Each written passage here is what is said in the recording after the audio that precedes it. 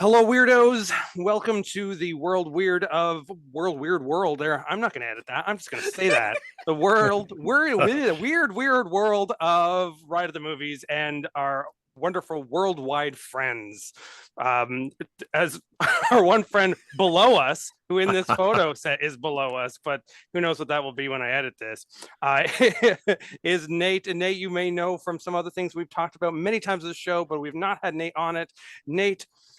Wyckoff, Wyckoff, You because you have got a it. cold. You I was, got exactly.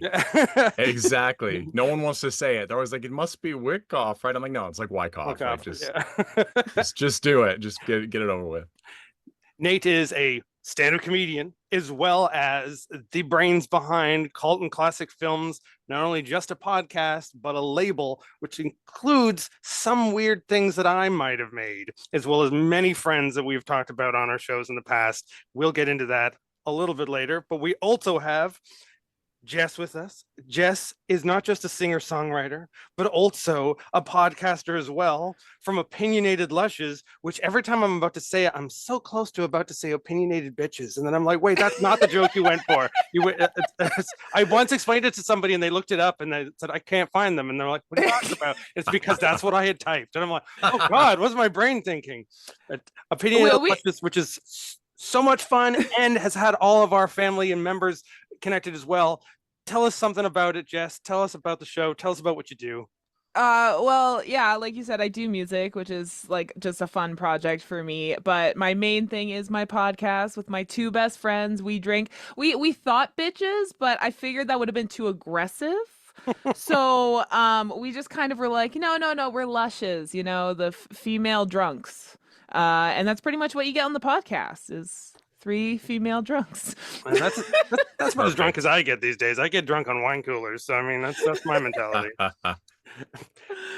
Nate, we have talked about a few times on the show before because of all the connecting we do in this little scene of ours. Yes. Half the people I know are because of you, Adam. So. Oh, well, that may be a good thing or a bad thing. We were literally a second ago just talking about all of the guys that we know in this kind of connection who were down at the Houston Horror Festival. What was it called? Something. Yeah, you'd think I would know. Oh, yeah, but, yeah, there was Midsummer Screams in Long Beach, and then I think 2 weeks later was the one that just happened in Houston. Something. Yeah. It's a big one. Houston. Yeah. Screamy horror terror night, something like that. It's another H. If it's not Horror Hound, I've been to one of those, but yes. That's not that. But usually our buddies Janice Click, Herbivore, who's been one day I'll explain Herbivore to the world, but it's not easy to do in the time period I have. And a few others we're down there and getting those films out there. We will talk about those later on, but right now we're here to talk about a film that is not on Cult and Classics label and is not part of Terrible Fest either. I will explain why in a moment, but it is called Zombeez. I poisoned you guys by sending you a link to watch the film. Unlike when I did this about a month ago with two friends to watch Graveyard Shark, I will not sneak the director in the middle of the video to confuse everyone. I'm going to have so we can speak freely. Yes, you can at this point. I mean, they're going to hear it because I'm going to bring them on later on. They're really funny. The connection between me and that film and Zombeez was they were trying to make it probably in like the depths of COVID and like everything that kind of fell to the side, but they had like a little promo trailer and they posted it and I added them online. We talked a couple of times and we're like, oh, you think you're going to have that ready in the next year? And they're like, yeah, I think so. And they were going to send it to Tarot Fest. And then we just never heard from each other because real life came into place, picking up budgets after COVID was probably hell.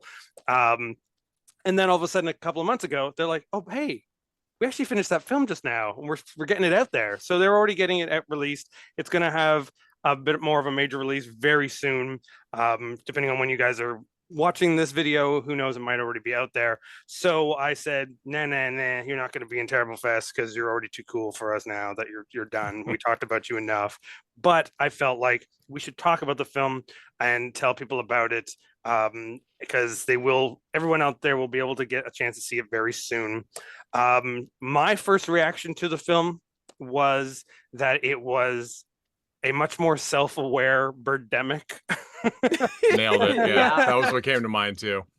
The star of the film, the main woman who was the connecting character in there, you can tell that she's a little bit more of a level of a comedian. She is the writer, director, producer, and creator of the whole show. This is her.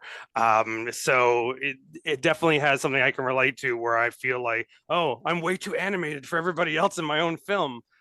But I kind of thought for Zombeez that really worked. I found it pretty funny.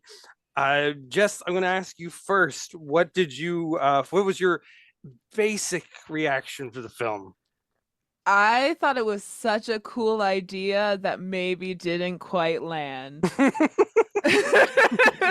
Now, which part did that? More the actual like story of the scientists say it shouldn't have been able to fly either. Yeah, so. right. But I By feel all like known laws of aviation, yeah. I feel like the science of it, they get that. But like, when you were laughing, how many times did you feel like you were in on the joke, or you were laughing maybe too much at them? Yeah, like that's every actor had their own level of ability. So some Which when is they not were a in thing. the scene, it was jarring. It was, but I feel like some things could have been shown and not said. I feel like it was dialogue heavy, and I just feel like there was like something. It needed more something. oomph I to it? don't. Yeah. There are definitely scenes that do have that in it. Seeing all three of the Birdemics. Have you seen all three of them? Both of No. you? No. Of course. You've seen all three though, right? I sleep with them under my pillow. Right. When the third one happened, I was like, why did this happen? Why did the third Birdemic happen? Because no one's having fun in it. What Zombeez does do is it does have a first-time filmmaker having fun, and you can tell they have fun.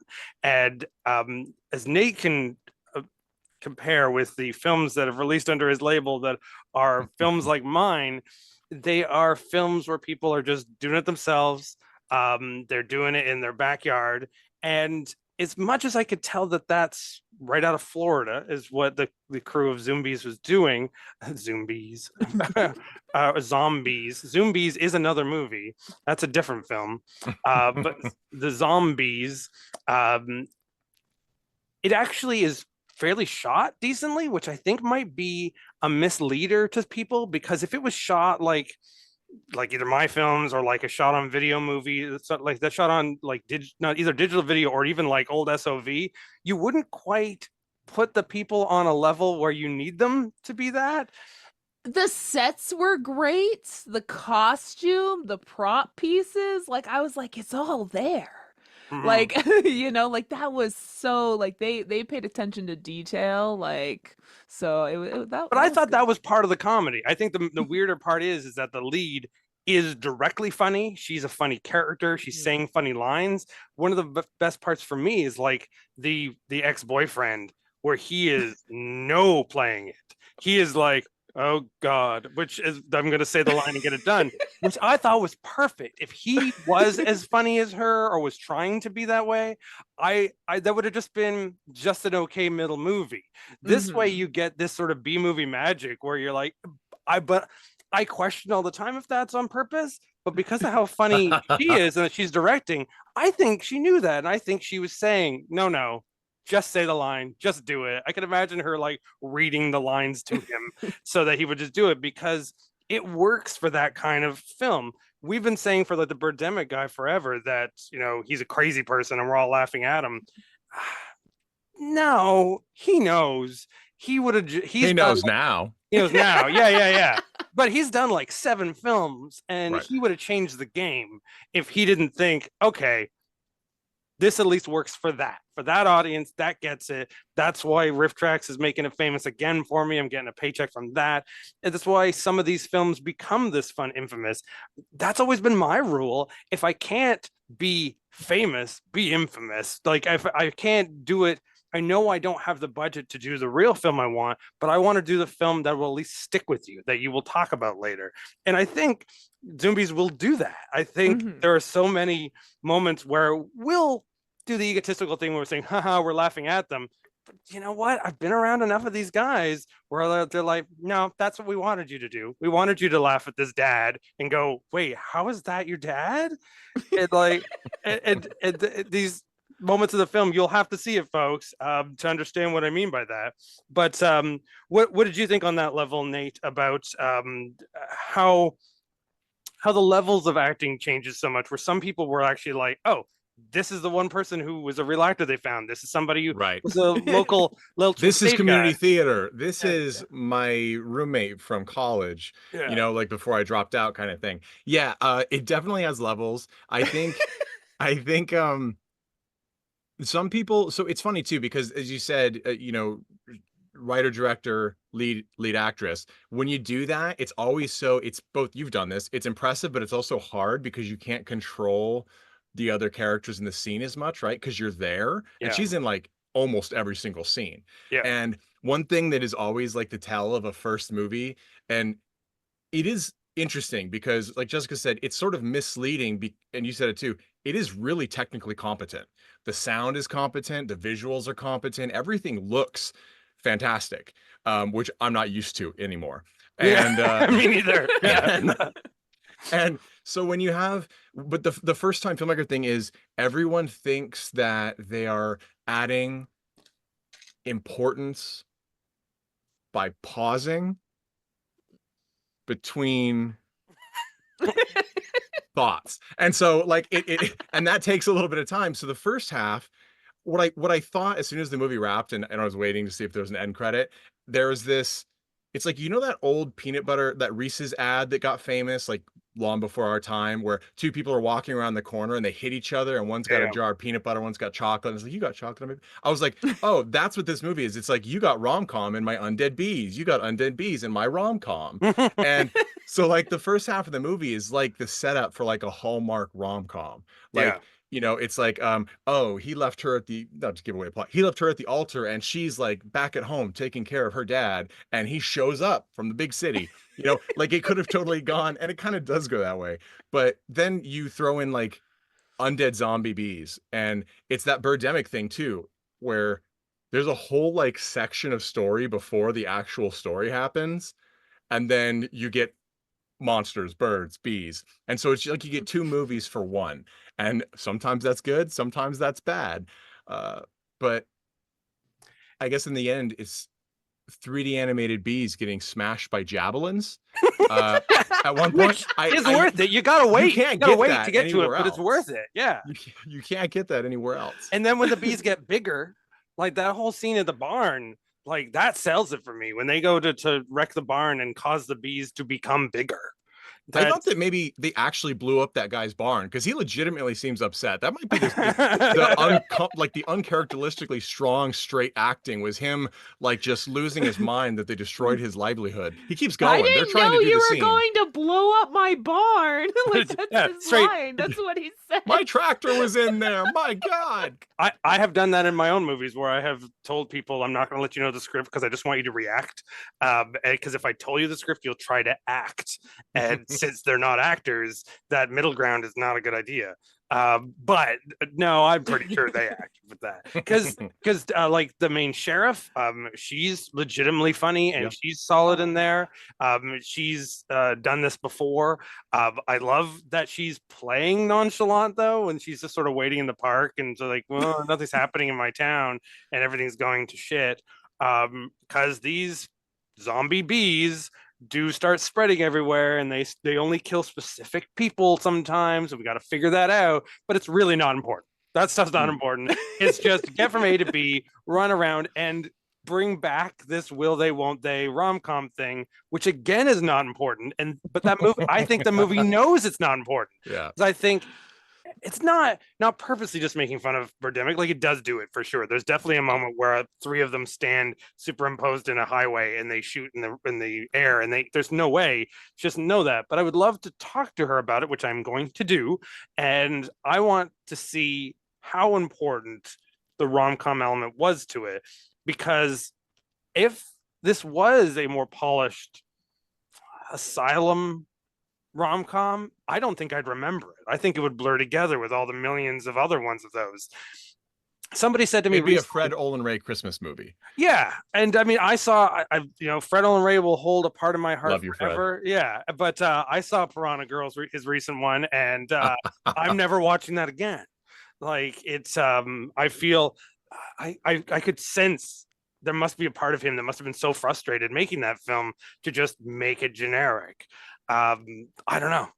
But I feel like there was moments where it just got that generic. So they're in Zombeez that they were like, okay, let's end it on a weird note purposely. Let's like cut in the middle of a sentence. Let's just like let the story element go away. There is no point where you want her to get back together with her ex. No. No, there's no point do you ever want that to happen. He's not redeemable. He's like, I'm sorry I ran away from you. I had a good reason. I didn't want to. It was You're for like- your benefit. You'll thank me later. Like it's like what? And she's on this other plane of like energy that I'm waiting for her to like show up as different characters randomly in the movie. When she has the one, but when we realize that she actually is a pathologist, I've completely not seen that coming. It feels like No. she just walked in as another person in a lab coat, which I was totally accepting from her because she does not seem like she's in the same reality as these people, which for me, if you have one person, it's like an Ernest movie. Like she's kind of like as if she's young, attractive Ernest who is gonna fight in this small little town, and she's gonna fight evil bees because she's just out there doing it. She's out there living her life. There's a scene early on when she talks about the child that her dad takes care of, and it is totally set up to allude that it is her kid. But when she, spoiler, says that it is not, I was like, is that a joke? Is it a joke when she had set you up to think like, oh, it's his love child? And then she goes, no, it's not my kid. I'm like, why is he there? This is my question. When you talk to her, I want to know, did they actually just have a nephew that had to be there that day? And then they had to bring him back to match. Cause I'm like, why is he there?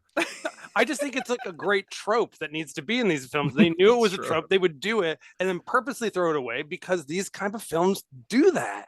But it's so obviously thrown away as opposed to we're just going to keep the nephew showing up and make him annoying.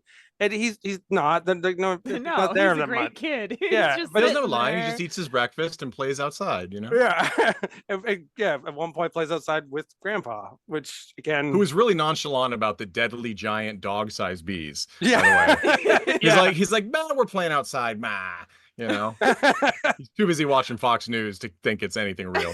Well, and he was so distraught at the beginning of the film when they lost their normal bees because he just happens to take care of bees, and she has a past with bees. So then we assumed, okay, her job is a bee job, and then it's just not. She's a honey delivery girl. Imagine how right. terrifying that is. You are like at the front door and somebody knocks and the coroner walks up and you're like, oh my God. And she's like, no, I'm just delivering your honey for the morning. And you On just the think side. you're like, thank God, I hope she washed her hands. That's what you're thinking. And this is why I think the movie is secretly genius, because I don't think any of those are mistakes. I think that's legitimately funny, but it is a film made for B-movie people and people who have done that kind of thing. No pun intended. I think when I sent this to you, your first reaction is this the sequel to B-movie? And I'm like, how could it not be? But it's, I feel like a lot of people are they're not going to miss it. They're going to be confused by it. And I think sometimes that level of confusion to a joke is sometimes better than just a dead joke. It's like, they're going to think, oh, I'm so witty because I can make fun of this joke. But I guarantee you, I'm willing to bet when I talk to her, we'll find out that those seeds were planted on purpose. Levels. Sorry. Yeah. No, The levels of jokes in this movie is for everyone, because some of the jokes leave you confused and then some of them are just straight puns. Yeah. You don't even have to think twice. That joke. So it was like a joke for every level of humor throughout this movie, which I think was great. And in the world of B movies, especially ones made post-pandemic, it gave me the fear, and I said this in a review for Graveyard Shark. I had a fear that it would be a lot of just like walk-on cameos and death scenes, because they did set it up when the two girls are jogging and they get attacked by bees as an aside, but then they don't really do that again. Like they did one or two characters like that, but most of the characters you actually get to know. You get to know this town. This town is weird, and I don't think these people do not seem like they do all live in the same town. But then you realize, oh, it's Florida. And all of a sudden, we're like, oh, right, okay. I mean, I thought they were just going to bring the gators in to take care of the dead bees, and and then we would be all good. And then they'd be like, oh no, now we have a problem with flying undead gators. Just food for thought on the sequel. I can't remember. Is it on? Oh man, this is the science of it is not important. And I've actually made you guys watch it. They have two mouths. Okay. Right. Yeah.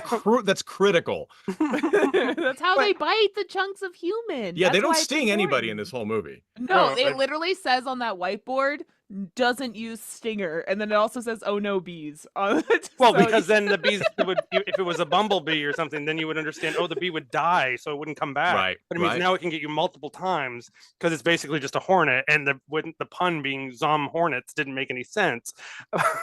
But they there's a point where they explain why they got this way, and it's not just some Night of the Living Dead thing. It almost the boyfriend was involved in something that actually might have caused this. Did he not? I think I missed this whole concept. I wrote down the science actually. Okay, good. Actually, it was because if you remember in the beginning, they were losing bees because of mites. Right. And so previously they had used a chemical to kill the mites that had like these chemicals in it that when transferred to the bees made them come back. So the mites were infecting the hive. And then once the bees died, they came back. Right. And then they put chemicals on chemicals in the barn, and it made them super bees. That's why you don't buy your pesticides from Umbrella Corp. You just you don't do it. The pesticide came in this tube with like a curl in it. Yeah, it's like I don't trust this. But then when their science for saving it, again, it's just like wonderful, perfect trope of like early Corman era sci-fi stuff, or like I can't think of the guy who made it offhand now, but movies like The Giant Claw, when they give you this science explanation of how they're going to create dark matter out of the back of their ship to stop it. It was that kind of logic, and to me, perfect for that. I mean, there will be 99.9% of the people who see this will be like, what? But how will that make sense? And they'll be mad that it doesn't make sense, which will take away from some of the humor of it. But you almost said the tagline: "There will be blood." Yeah, yeah. That's for part 2, where they go back in time. No. I'm here for it. I think there should be a Zombeez 2. The zombie apocalypse maybe, or bigger bees, bigger zombies. I don't know. But I feel like it planted a seed for that too. Yep. But we'll see. We're in the comments here and on the video description. I'll leave a link to the social media for this, which also has links to the woman who made it and how she seems like in real life she has energy to spare, which is why I think she'll be really fun to talk to. But she's also in her hometown also marketing the heck out of it, so you can order directly from them your own Zombeez butcher aprons or like barbecue aprons. So the perfect thing to get for the summer's almost over, but get it ready for next summer when we get Zombeez 2. Yeah. I think the relation with the characters out of doing these kind of films myself, you do hire whoever you got and whoever you can either afford or whoever's willing to do it for pizza. But the fact that the cast is so eclectic in age, in demographics and stuff like that, one shows that they're just real people they know, but also I think they were aware of how unsuiting that is, that certain people did not seem to be the age that they were supposed to be, that certain people just did not seem they came from the same town. I bet they did. I bet, in your own hometown, your life is not like a movie where everyone seems like that's the typical clique that should be together. You know, that's your 5 best friends aren't the same 5 people you went to high school. You know, but movies make you think that they are. And no, so one's a porn bot, one is someone trying to sell me followers. You know, they're radically different people. Come on, hey, we got more than friends just on our Instagram, man. There's got to be that. I at least have like 500 porn bots on mine, but I figure followers are followers. Right. All right.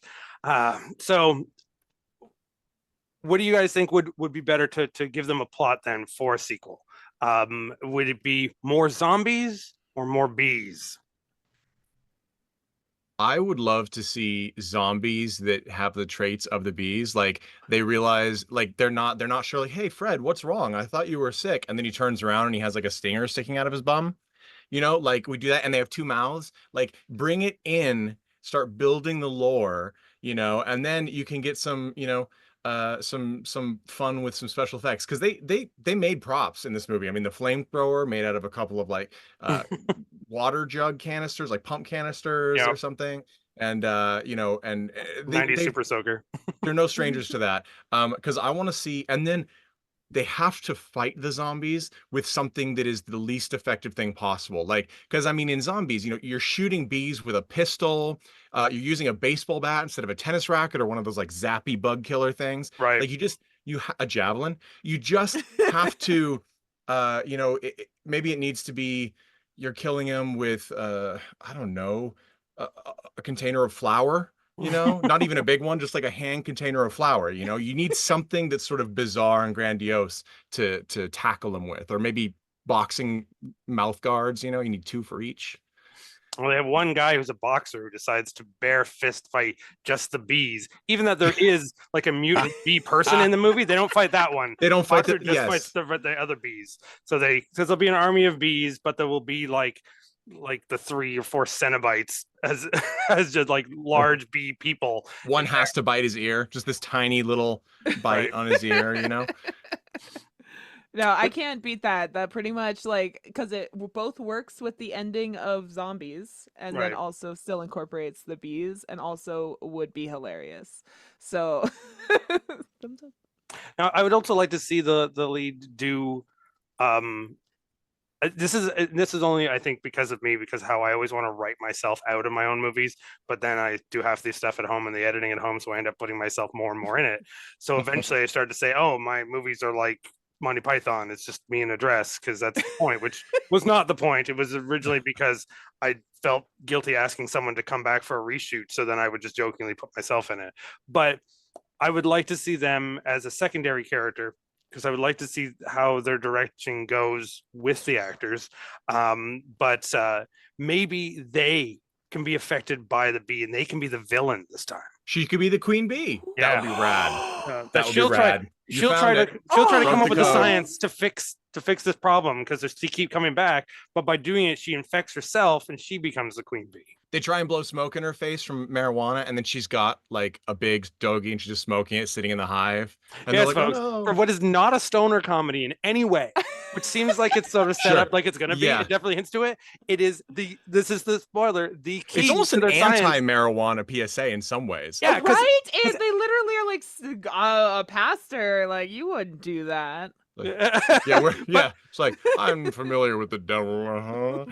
Some people are winking the joke of it, and some people are not, though. Which is where I was like, oh, I wonder on set how many people thought where the joke was. Was this a positive or pro? I had to look it up. Florida allows medical use marijuana. It's not recreational yet. Like, I had to look it up because I'm like, what are we talking about here? This is there's some strife.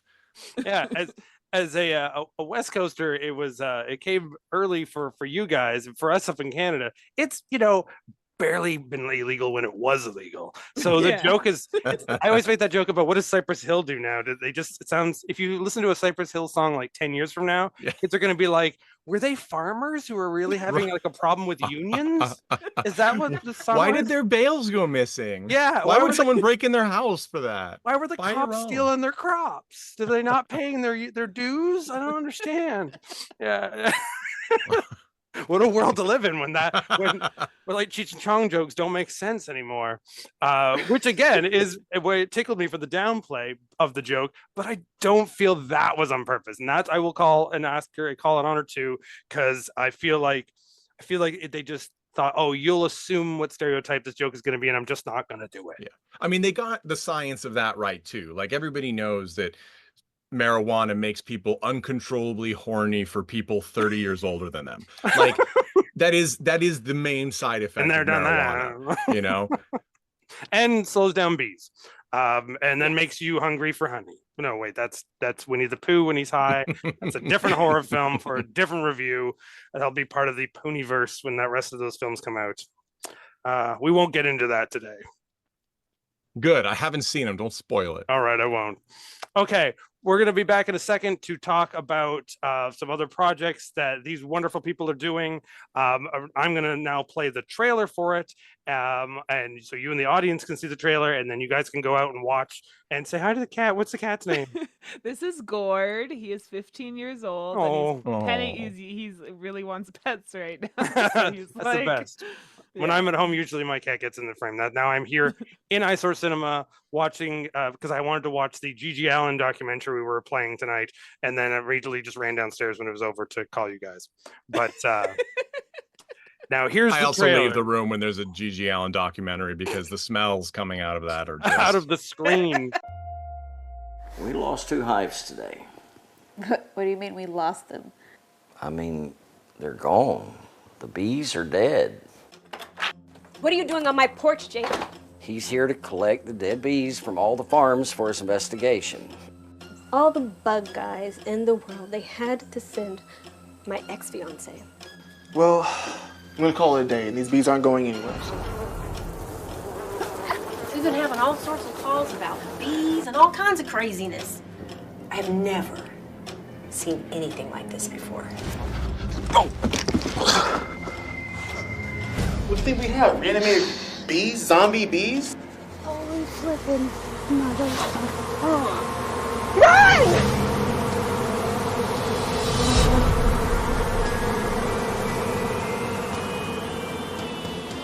Payback is a biatch.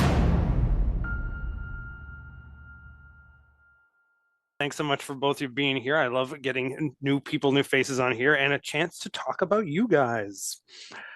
So that's what we're going to do. We're going to talk about these two wonderful people who have come to join me today on this wonderful recording. Sounds like I'm at somebody's wedding. Yeah, I was like, wow, you're glazing me up so much. Thank you. Keep going. Keep going. How great am I? I'm going to continue to glaze this up, as you put it. When I mentioned at the beginning of this that you were a singer-songwriter as well as a podcaster, you went, yeah, that stuff's, on the side is fun. Though I have heard your stuff, and the first time that I heard your stuff, I was like, wait, am I supposed to know who this, do I already know this person? Like, wait, because this is, when you pitched it as that, it's like, yeah, it's a thing that I do and a thing that my husband does. And we're like, you guys are so professional, you're so polished, your voice is amazing. It's not even in like the genre that I would normally go to, but the first thing that I heard on that was like, wait a minute, you sold this as if this was just something you do on a Sunday afternoon. And that is not true. You have put a lot of effort and you have a lot of skill to do that. Yeah, I just pulled you up on thank Instagram. You're a liar.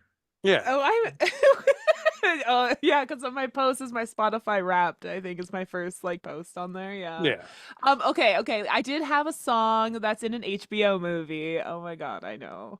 Yeah, so Yeah, I'm not. it happens. My HBO. song plays right before a gay sex scene, so it's great. Wonderful. I'm like, yes. Yeah. You're a celebrity down here in Palm Springs already. Yeah, very good. Yeah.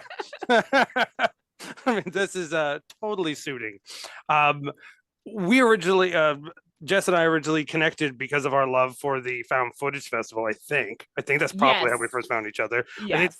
We may have sent a message or two to each other before, but the first identifying memory I have of you is you wearing a hairy bodysuit, sending in a photo to them for their show. Yeah, I was what's his face on the deck? Daniel Songer. Yeah, it was Daniel Songer. That is So another I explanation, folks. You're gonna have to go look up Daniel Songer on your own. We're not spending what time I have to talk about Daniel Yes. Songer, but yes, that's you were dressed up as him for a Halloween special for the Found Footages Festivals. Great, amazing show that I love ripping off all the time, called VCR Party Live, and I will constantly admit that because the amount of times with our regular show with Morgan, with my other host, I've said, "Oh, we'll save that for an EP mode episode," and he's like, "You can't call it that. That's what they call their shows." And I'm like, "Isn't that what everybody calls like the long episodes you do later? Isn't that what a bonus show's called?" And they're like, "No, that's just from them. Stop ripping them off." And I'm like, "Oh, okay, yeah."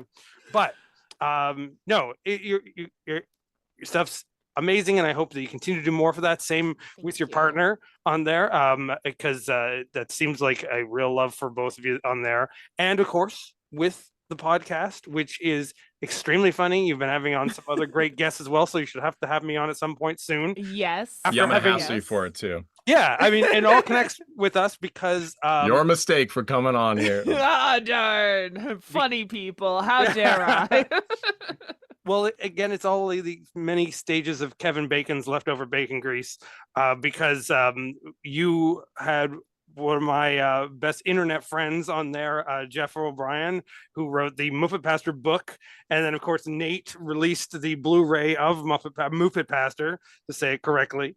Yeah, don't get me sued. which all connects back. We're wondering, yeah, if I called it Muppet Master, what company would get mad at me more? Will it be Charles Band for making a Puppet Master joke, or will it be Jim Henson for making a Muppet joke? Probably Charles Band. Yeah, probably.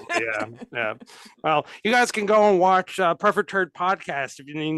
They'll have Charles Band on as their guest for the third time now, so you guys check that out. But where can we watch and listen to the wonders of you three ladies on Opinionated Lushes? Yeah, so Opinionated Lushes releases a new episode every Friday, wherever you get your podcast, with our unedited YouTube videos of those recordings on Saturdays on our YouTube channel. If you search Opinionated Lushes podcast, we are first page of Google, baby. First page. First 3 pages, I think now. So we're everywhere. We just find us. We're there. And yeah, you can listen to us. And Jeff was on our episodes of Books and Booze. We're getting ready to put out season 3. Those come out on Thursdays, where we bring on indie authors and they read a little bit of their book and we drink with them. It's a fun time. So yeah, follow us wherever you get your podcasts. You know, you've been doing podcasts for a while when you can so easily off the tip of your tongue just say wherever you get your podcasts. Well, you missed an opportunity with the name Opinionated Lushes, because what you really needed to do is choose something super unique to your field, like cult and classic films, which no one will ever use those words together, and it will never be difficult for someone to pull up on a Google sheet ever. You missed it, but it will still confuse me to Hindsight's exactly how to 20/20. word it to this day. To this day, would still confuse me how to type it in on things. Yeah, that's a podcast you could check out, as well as a film label that this crazy guy is doing. Doing any stand-up recently at all? Yes, actually I have. I mean, every once in a while I'll be down at Flappers in Burbank, California, but finally myself and some other much more motivated individuals have started putting shows down here in Palm Springs, because previously COVID really destroyed the opportunities down here, but now there's a couple of new places, a couple of new clubs. So definitely check out Palm Springs and you'll find my name under Nate Wyckoff. And yeah, that is true. And also, I will say that we, of course, do have the Cult and Classic Films podcast, which, when it made no money forever, then we realized, and we is the royal me, it's all me, that we could bring in our wonderful indie film friends and start releasing their movies in cool special editions with slipcovers and autographed posters, and sometimes pogs. Every single collector's edition comes with a 5-piece original pog set. And I will tell you this, we just got the official size. They're actually exact to the official licensed pog.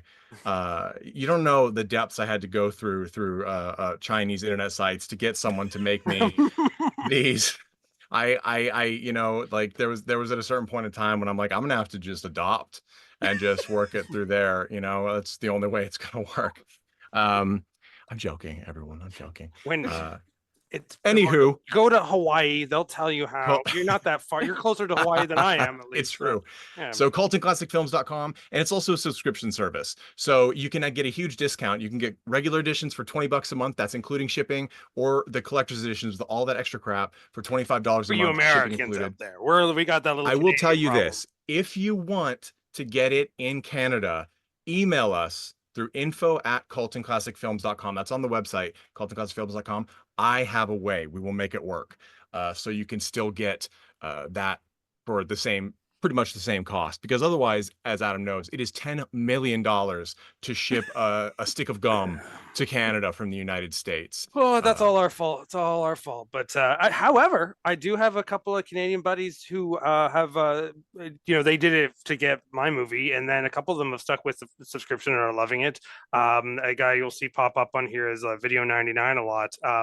He lives a little bit out of town, but I see him once in a while and he comes through, and he's still picking them up. He's loving them. It wasn't even his type of thing. He did it because he wanted to support me, and then he's been picking up all the other titles and getting that and excited about it too. So and awesome. Great stuff. Every copy of the movie sends funds directly to the filmmaker. So I'm not going to name any names. Wild Eye. I'm not going to name any names of places that don't always pay their filmmakers. And so we do everything: packaging, design, the whole deal. You just got to get us your movie, and we'll release it. And I'm just gonna say, the company he coughed about, they once paid me for something, and they never even got around to release it, but they paid me, so they're not that bad. But so you're the reason why they don't. You're the reason why they don't do it anymore. Okay, hey, see, they're I can lay off it's finally coming out. They paid me a year ago. No. Kung Fu Rascals. Oh yeah, those two things. I'll put the name out on that because they do come back to me. You'll find that out when you watch the extra features on those DVDs for that other company that has. Well, and while we're talking about it, check out two people's films on Wild Eye, unrelated, that we have also released thus far. We have, check out Lycanthropy. What is it? Oh, Lycanthromator. Yeah. Animator by Seb Godin, and we also have a film by Eric Wolford, who you also know, who's been part of Terrible 2 Fest, I think, right? Yeah, because Eric did the Bride of Bigfoot. Yeah. Yep, that's right. So, or Bigfoot's Bride. You know what? It's Bigfoot's Bride. Yeah, it is Bigfoot's Bride. It is. You're right. Yeah. The other one is a porn. I'm not kidding. So have fun Googling whichever you want.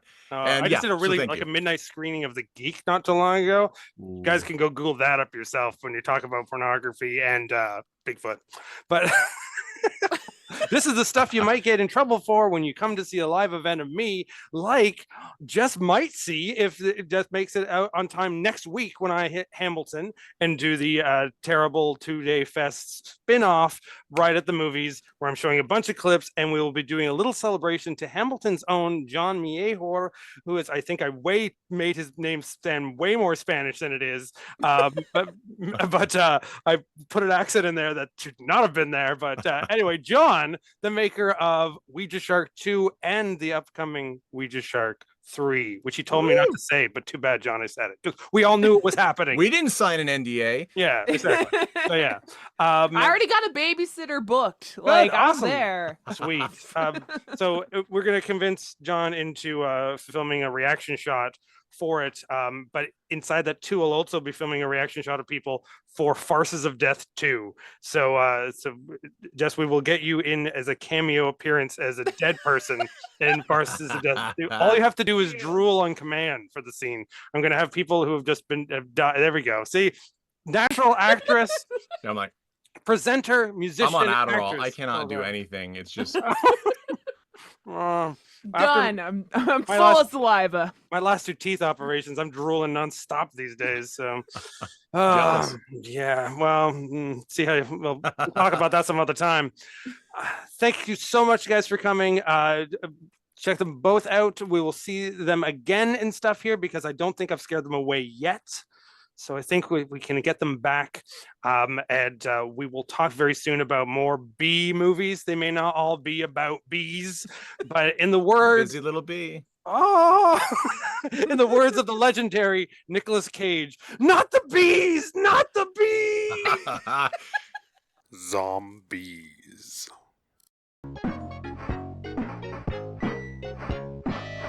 I mean, at this point, just put a toilet there. It's a public, service. Yeah. Right, if it's an outhouse and then it just says Gigi Allen on it, they'll believe it. Whatever. Oh, that would be so great. Actually, you actually know love what? that, I'm yeah. changing my grave now. I want it to be a toilet. Like, make it like have like engraved, like here lies, but you can I'm so glad I'm still recorded this part. This is about being, I'm just gonna Right. randomly sample this into things. One of those new wave ones with no seats to lift. Nobody can steal it. It's just Oh. Yeah, like solid. make it out of stone. Oh,